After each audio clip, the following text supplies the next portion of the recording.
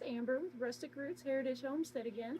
I wanted to take a minute today to talk about brooders. So many people are getting chicks for the first time or chickens, and I just think it's great. I think it's amazing. Everybody should have some chickens. They're just the greatest addition to any family. They're not super hard to take care of, they're a lot of fun, and to me, it's really rewarding. But what I'm seeing in these chicken groups is a lot of questions and a lot of issues that have been caused just by improper brooder setup. So today I'm just going to go through and show you how I set up my brooders. Um, Now my setup is not perfect. It's not what I want, but it is what I can afford, and it gets the job done. And that's really all that matters. You don't need to invest tens of thousands of dollars into your chickens, okay? They're only going to be in these brooders for a month, depending on the time of the year, maybe 6 weeks. So it doesn't need to be anything extravagant. As long as you have the basics, the essentials, and you start them with a good foundation, should be pretty much good to go. So hang on and I'll go through everything in my brooder. Alright, so as you can see, my brooder is in my basement.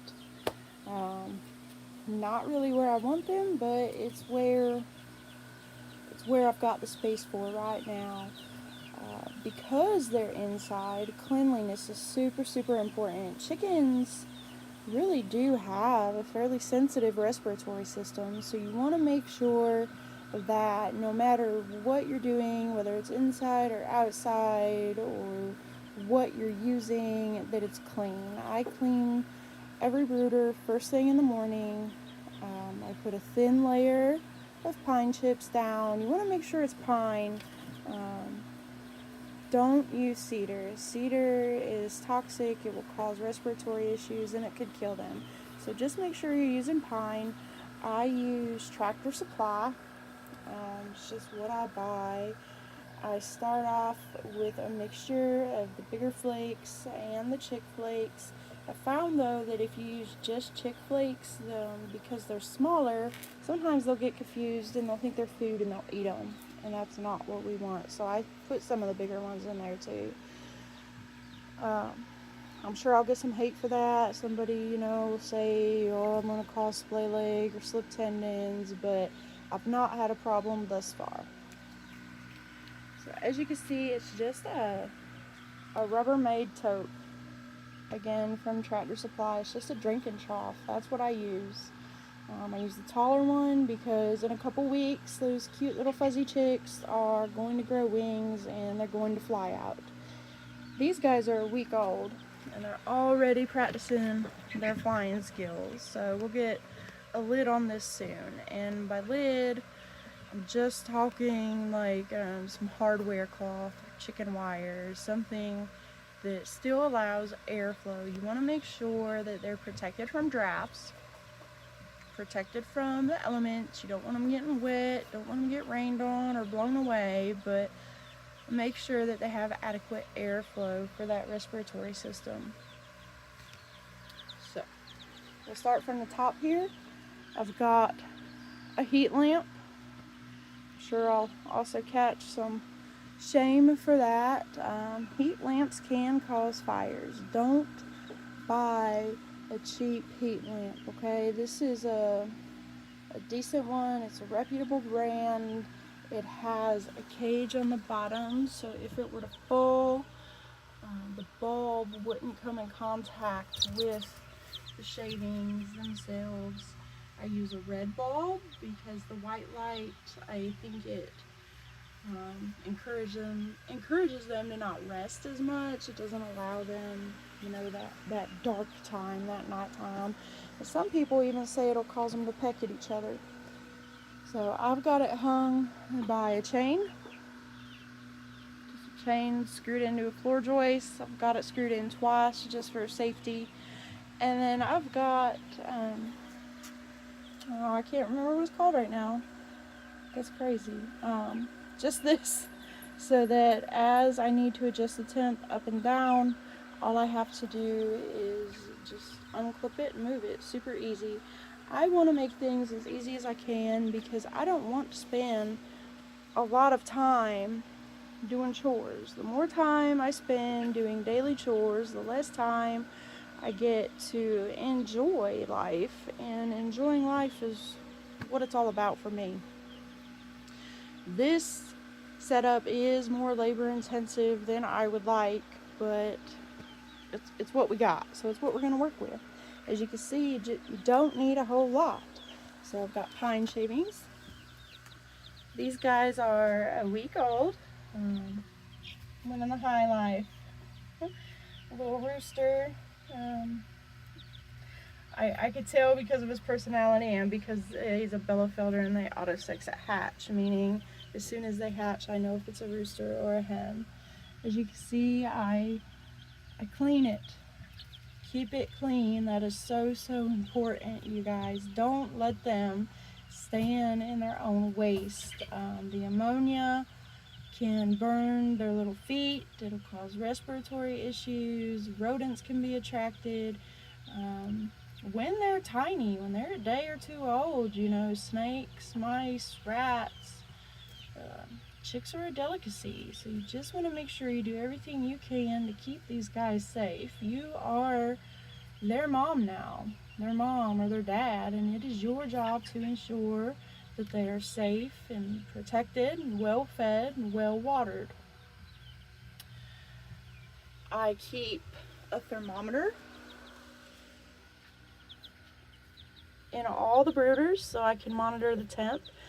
I've got it a little bit off from the heat lamp, but I know just from messing with it and experience that it's 5 to 7 degrees warmer directly under the lamp. But that's where they sort of like to hang out. I don't really want to clean poop off of it every second of every day, so I keep it off to the side. Doesn't bother them. They can walk on it. They can do whatever they want. They're not super expensive. I can replace them. They are a week old today, so I do need to raise the heat lamp up because every week you want to drop the temperature by 5 degrees.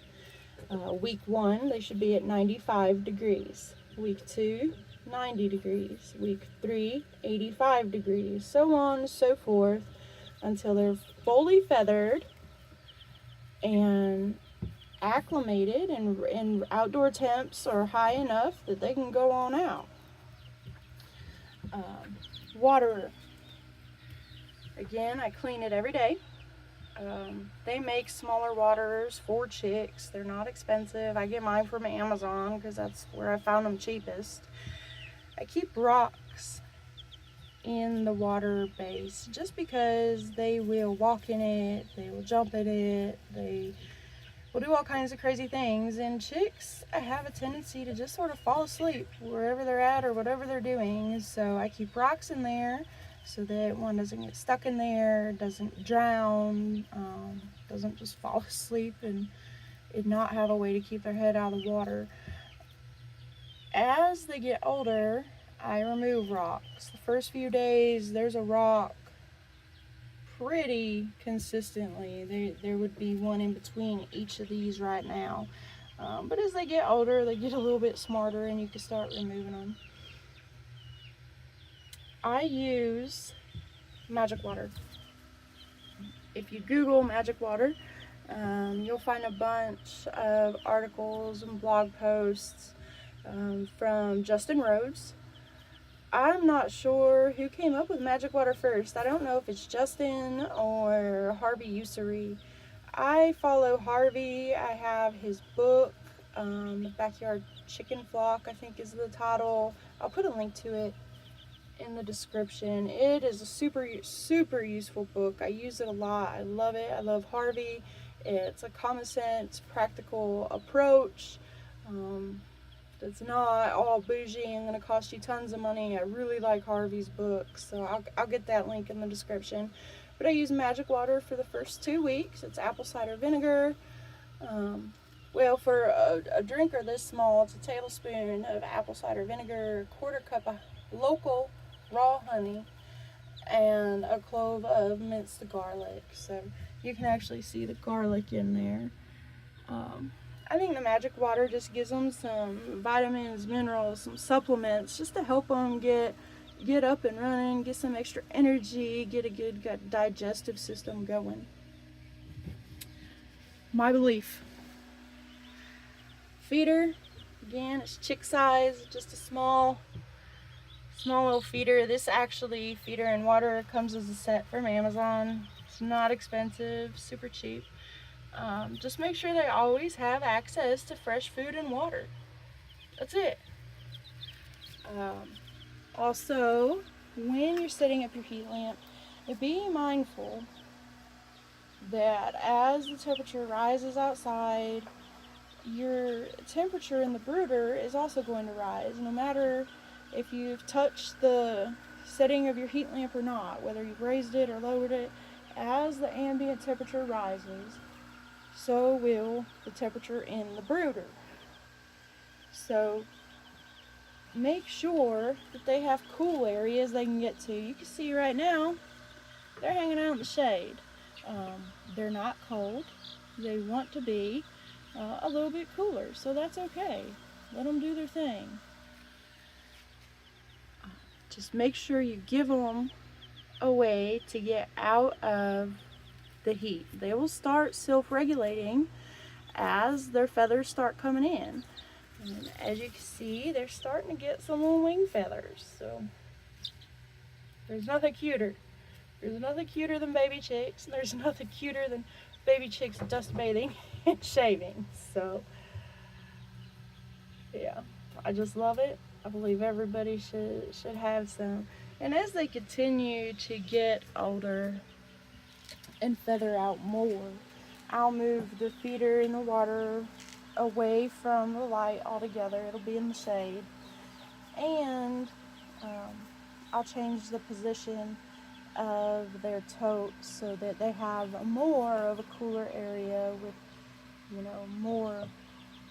more cooler spots that they can get to get away from that heat. Don't burn your chicks up, okay? Just let them do what they do. They know best. Just make sure you provide an environment that allows them to self-regulate. Just because it's cute, we'll watch for a second.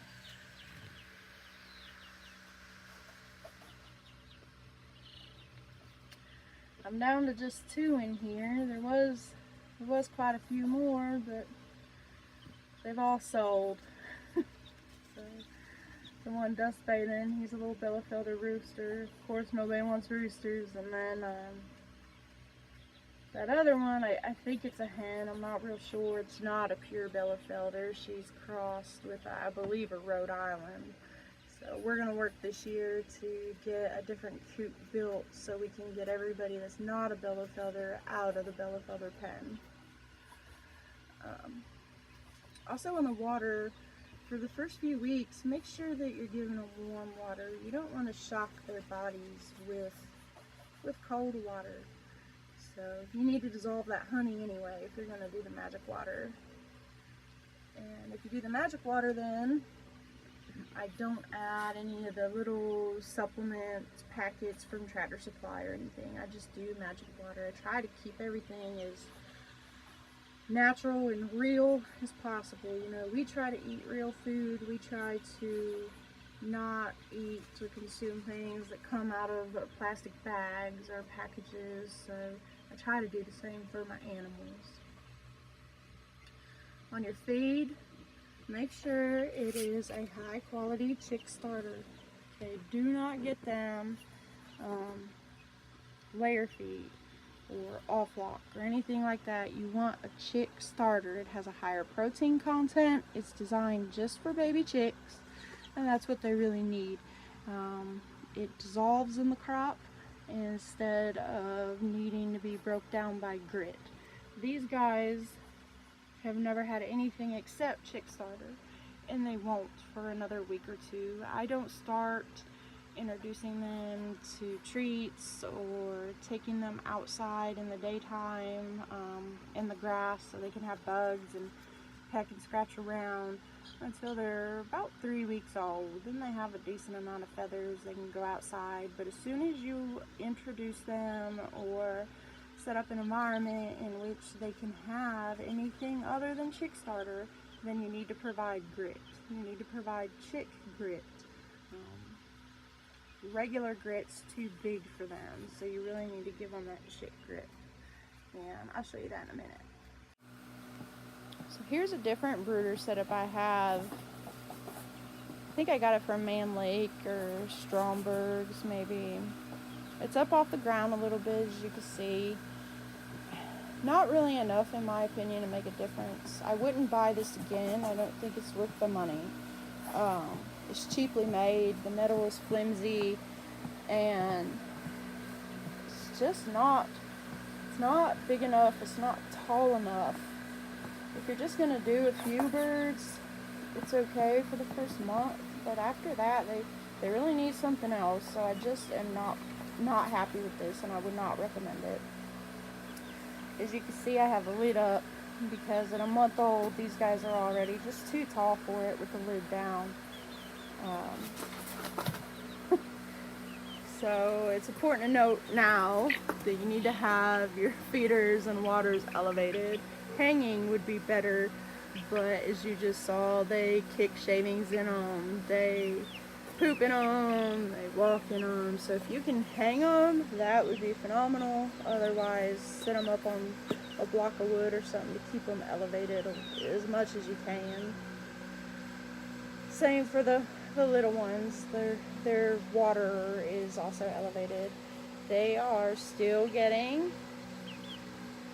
chick starter. They'll get chick starter for 16 weeks. I don't switch them to grower food until they're 16 weeks old. At 16 weeks, I'll switch them over to grower food, which is sort of like an in-between, to help transition them.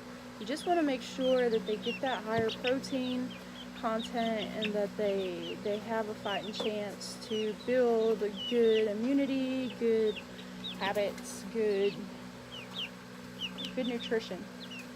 So give them what they need. Don't go cheap on the food.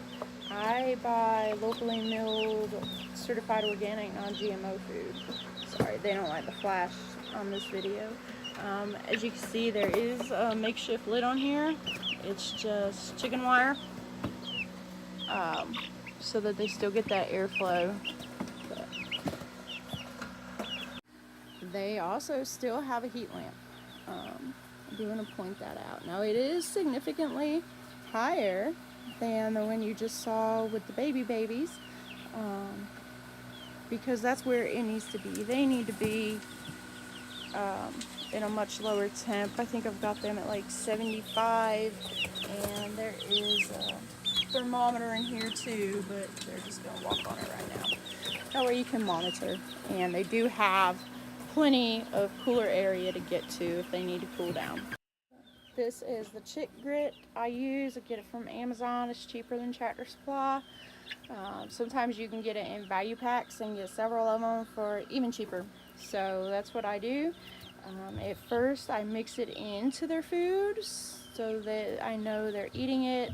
And sometimes if you just give it to them straight, they'll get confused and think that's food, then they won't eat their actual food. So for the first week, I mix it in their food. After that, I give them a separate container with just grit, and then they eat it when they need it. Back to the little ones. The dust bath was just too much for them. It's nap time now. So I hope this has been helpful. It's just how I do it. There's other ways other people set up their brooders. This is my way. If you have any questions or comments, be sure to leave them down below. As always, like, follow, subscribe, and stay tuned for the next video.